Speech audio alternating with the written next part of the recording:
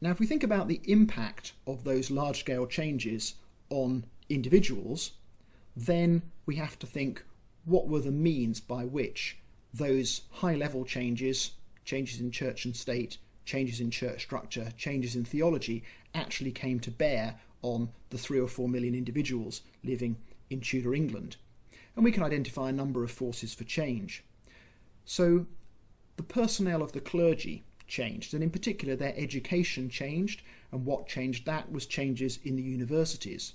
So those who controlled the universities and shaped the kind of education being provided to the clergy, as an increasing proportion of the clergy had studied at university as the 16th century went on, people who could shape that could shape what individual clergymen did and taught when they got to their parishes.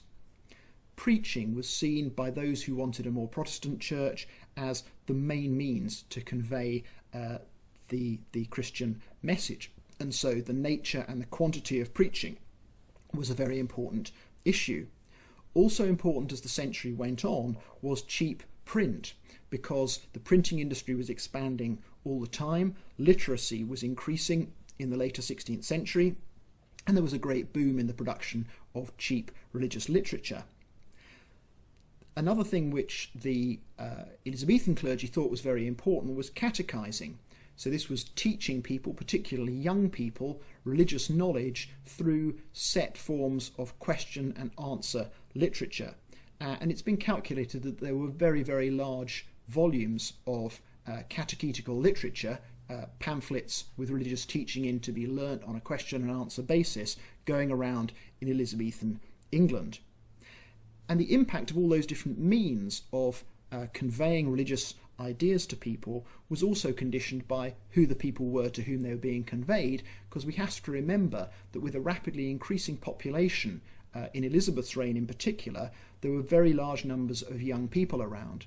So by the 1570s or 1580s, there were increasing numbers of people who couldn't remember anything even from Mary's reign. All they could remember was what they had learnt under Elizabeth.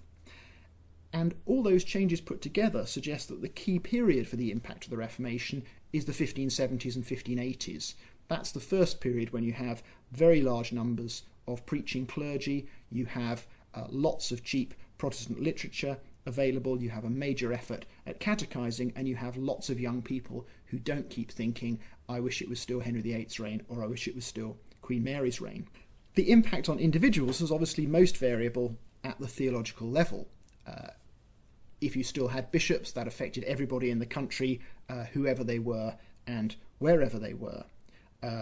What you understood of the official religious doctrine of the Elizabethan Church might be enormously variable, depending on things like whether you could read, whether you lived in a place where there was regular preaching, and whether you lived somewhere under the influence of those who were very determined to stick to recusant Catholicism, to refuse to conform to the Elizabethan Church. So this introduced variations. There's great variation by region.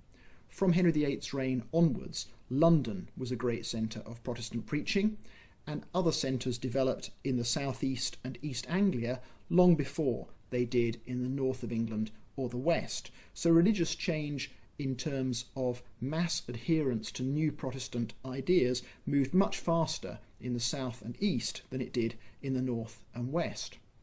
There are differences too between town and countryside. Literacy was much higher in towns. Preaching was much more frequent and much easier in towns. It was easier to gather a crowd together than it was in large rural parishes. And royal authority was exercised from towns, and therefore at a time when the Reformation was being pushed ahead by the policies of government, it was more likely that you would feel you had to conform if you lived in a town, particularly a large town that was a centre of royal authority, than if you lived off in the countryside far away. And similarly, there were differences by social class. Literacy rates were higher amongst richer people. Political aspiration may well have made people who thought that they ought to conform to the government, otherwise their hopes of a career in local government or at court would be ruined, made people like that conform to what the government appeared to want. And it's also been argued by some historians that a concern with Protestant teaching and with the enforcement of moral behaviour on the rest of society was not just an obsession of those taken up with enthusiastic Protestant, or what some people would call Puritan ideas, but was characteristic of the people dominant in local society, whether those were gentlemen who acted as magistrates, as justices of the peace, or as yeoman farmers, or leading people in small towns who would carry out offices in local government as church wardens, as overseers of the poor, as chief jurors in manorial courts, and so on. So one's attitude to the Reformation was affected by where one lived and who one was.